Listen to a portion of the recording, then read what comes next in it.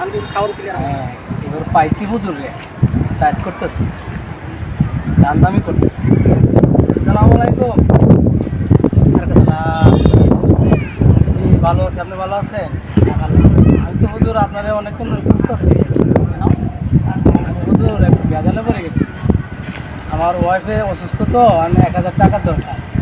কত জায়গায় গেছি, ব্যবস্থা হইল না। আমার যদি 1000 টাকা দিতেন খুব উপকার হইতো। ডাক্তার বলছে মেডিকেল নিতে হইব। দেন না, আমার 1000 টাকা দেন হুজুর, খুব ভালো হইব। আসলে টাকা পয়সা তো সবসময় কাছে থাকে না। তো আপনার বিপদ বলছেন, ঠিক আছে, তো দেখি আসলে কত কি আছে।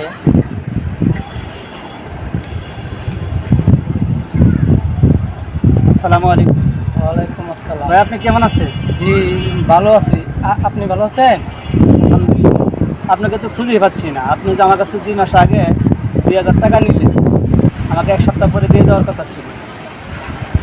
কিন্তু টাকা নেওয়ার পর আর আপনাকে খুঁজে পাচ্ছি জি, মানে আমার তো ঝামেলা, আমি দোকানে যাবো 2-1 দিনের ভিতরে আপনার টাকা দিয়ে দেবো। মানে খুব অসুবিধা আছি তো, এই দিতে পারি নাই হুজুর। আপনি দোকানে যান, এই তো আমি 2-1 দিনের ভিতরে আপনার টাকা দিয়ে দেবো। আমি তো ছোট্টখাটো একটা চাকরি করি, মহাজিনি করি, এখানে আর কয় টাকা আমার বেতন। আপনি 2000 টাকা নিয়ে আমাকে আটকে রাখছেন। আমার তো সংসার আছে, আমার সংসার চালাতে যেতে অনেক কষ্ট হচ্ছে। আমি তো আপনাকে উপকার করে আজকে আমি আমার মানে দেখা গেছে না, না কষ্ট বুঝতে করতে পারছি, পারছি। ঠিক আছে, আমি টাকা দিয়ে দেবো হুজুর। যান যান, আমি টাকা দিয়ে দেবো। বেতন আছে তো, আমি টাকা না, আমাকে আজকে আমার তো টাকা দিয়ে যেতে হবে ভাই। আমি তো বললাম আজকে তো টাকা নাই। আজকে টাকা আমাকে দিয়ে আপনি যাবেন এখান থেকে, নাহলে আপনি যেতে পারবেন।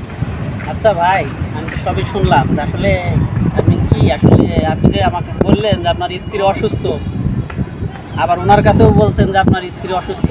এই কথা বলে 2 মাস হলো 2000 টাকা নিচ্ছেন। উনি একটা সামান্য মুয়াজ্জিন মানুষ, কয় টাকা বেতন পায়? এই টাকাটা নিয়ে ওনাকে ঘুরাইছেন, আবার আজকে আপনি আমার কাছে বললেন আপনার স্ত্রী অসুস্থ। আপনি যে এই মানুষের সিম্পেথি অর্জন করে যেভাবে মানুষের কাছ থেকে টাকা নেন, নিয়ে মানুষকে টাকা দেন না, এটা কি আসলে ঠিক?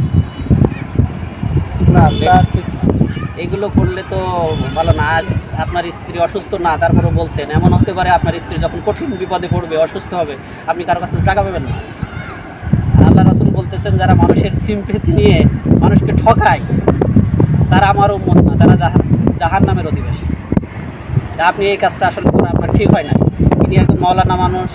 আপনি আমার কাছে বলছিলেন আমি তো টাকা দিতে যাচ্ছিলাম আপনার, কিন্তু আমি তো বুঝতে পারি নাই যে আপনি এই ধরনের লোক।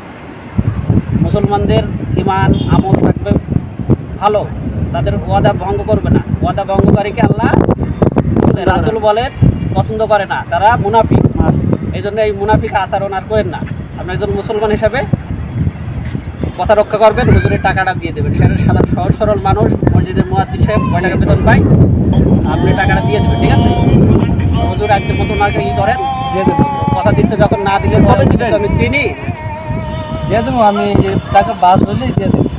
ঠিক আছে, তাহলে আপনার এই কথার উপরে আমি আস্থা রাখলাম। জি জি জি, দিয়ে দেবো। চলেন, ওই যে আজকে আপনি দিয়ে দিবেন। আজান দিচ্ছে, চলেন নামাজ জি পড়ে হ্যাঁ, আসি। নামাজ পড়ে আসি আমরা। আচ্ছা, আমাদের সাথে নামাজ পড়বেন। আর আচ্ছা, আজকে জি। থেকে তওবা করবেন, এই ধরনের ভুল যেন না হয়, ঠিক আছে? জি জি।